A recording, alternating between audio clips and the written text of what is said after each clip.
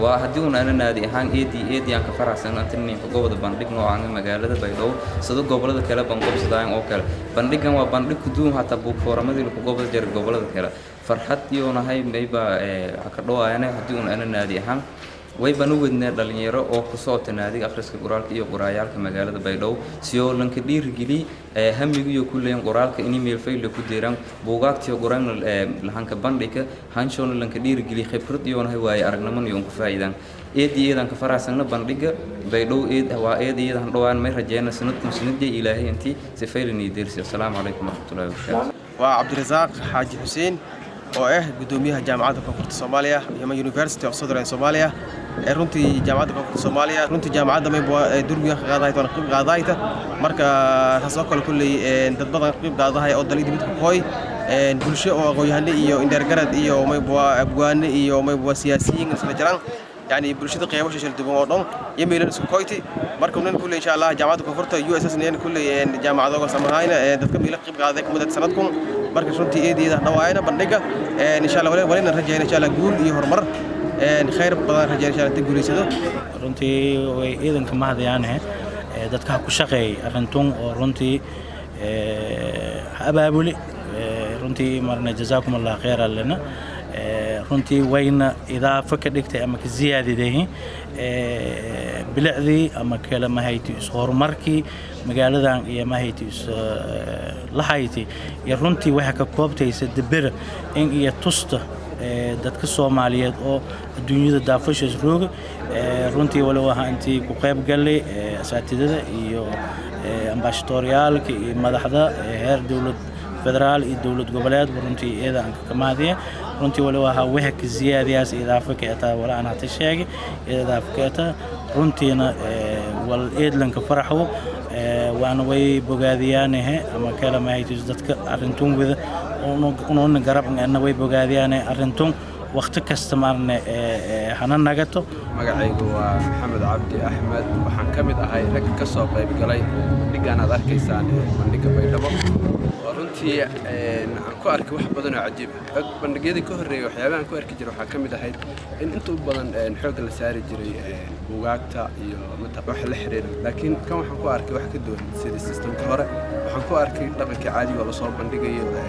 hadaan fiiriyo dhinacyada badan inta badan waxa arkaysaa alaabihii dhaqankii oo yaalo dibdho u soo labisay sida dhaqankii iyo rag inta badan ma taqaanaa iyaga ka mid tahay marka wallahi horta ugu noqotay wax aad cajiib u ah sidoo kale waxaan ku arkay meesha dad kala duwan aan ku kala aqaan magaalo kala duwan ee Soomaaliya qaar Hargeysa ka yimid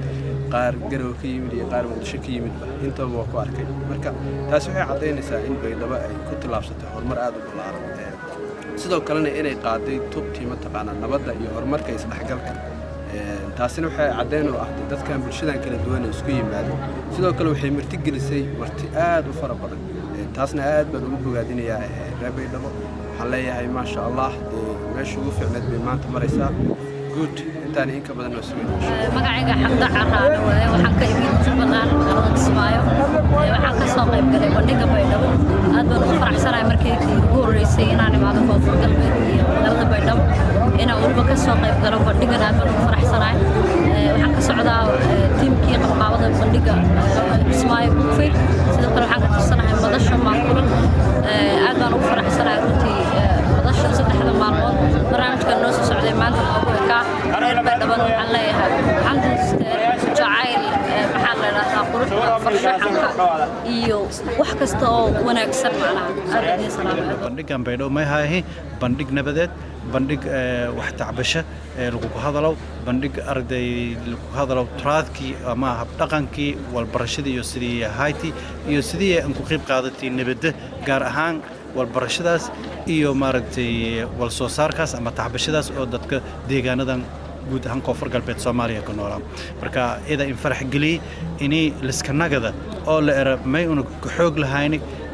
advantage ama awood ama miisa gaar ahaaneed unu kala hayni oo ku qayb galnay Soomaalida iyo nololiya horumarintii unu ku qayb qaadanay intii leeyahay lamaan ku qayb galiyalka ma isla ka seenam door weyn inaynu kula hayno dhinaga walbarashada horumarinta door weyn inaynu kula hayno dhinaga maaragtay dhaqaalaha iyo kobcintiis iyo shaqaaleynta maadaama beeraha iyo wax soo saarka iyo tacbashada astaan naga dhinta runtii dareenkayga ma la soo koobi karo oo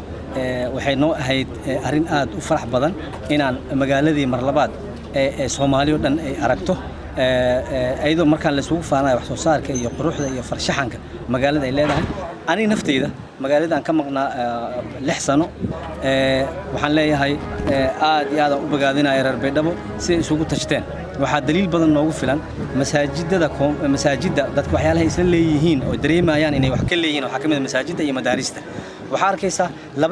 labadii masjid ee ugu weyneed magaalada masaajidka kilo 7 ku yaala ee masaajidka dabaqeenka ama carabta loo yaqaan hadda dhismihiisu socdo iyo masaajidkii jaamaca inta mugga masaajidku leeyahay ayadoon qof kale wax soo dhiiban dadka ayaga isku tashteen ayaga dhisteen masaajidoodii waxa kale oo dareemaysaa in baaxadii magaalada ay si aad badan u korayso waxa kale oo dareemaysaa in cadad sukaanka ama dadka ku nool magaalada populationkeeda inay tahay magaalada ugu dadka badan tan labaad inay noqonayso Muqdisho markii laga soo tago